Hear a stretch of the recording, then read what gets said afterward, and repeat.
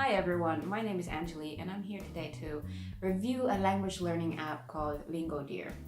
Now, I've previously been using another app called Duolingo, and I've been a huge fan of it for years. I started using it back in 2014, and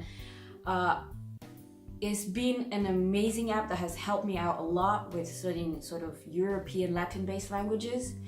However, when I started with Japanese and Korean, I was completely lost. So I went through the discussion forums on Duolingo and someone suggested LingoDeer, and I went and tried it out, and all of a sudden I mean that's right at the get-go, I noticed that it had the three things I was missing in Duolingo.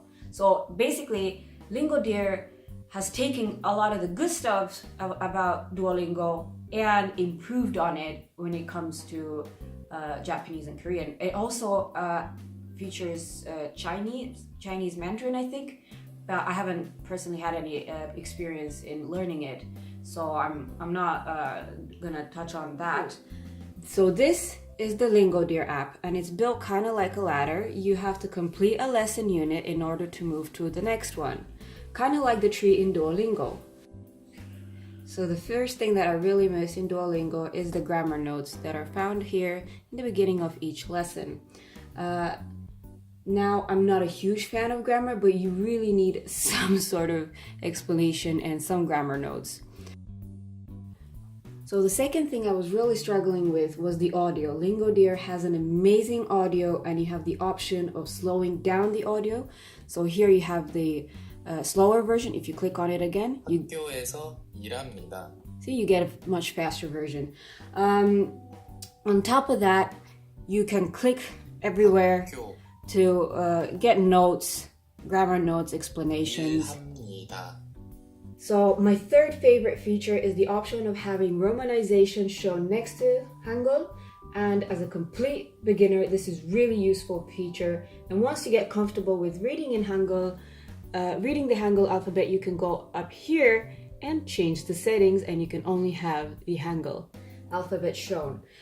Now, once you have completed a lesson, you can go back to it and redo it over here.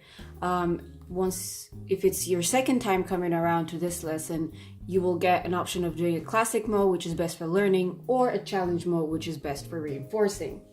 And you can also do a timed review if you click here. And then you can separately also go purely to the review section where you can review either vocabulary or grammar, or you can go to your own personal profile and you can check out your progress, how many hours you've been learning, and other statistics like that. Now, there are a few small cons that I'd like to mention. One is that some features are not obvious, like this little bubble up here will take you to the feed where you are given external study materials, which is a great thing, but it's easy to miss. I'll go back. Another thing that I wish there was the discussion section in the app where you could discuss a particular sentence or ask for help, and in general, a place where you could get in touch with other app users. And finally, this is not really a con for everyone, but if you are an advanced learner, this is not an app for you. I mean, there are options where you can test out and move faster, but overall, it doesn't go too in depth into the Korean language. I do hope there will be more lessons in the future, but for now, enjoy it as far as it goes. So yeah, that was my review on LingoDeer. Please let me know if you've used it and what your thoughts were on it. And if you like this video, you know what to do. Like and subscribe, and I'll see you again in my next video. Bye!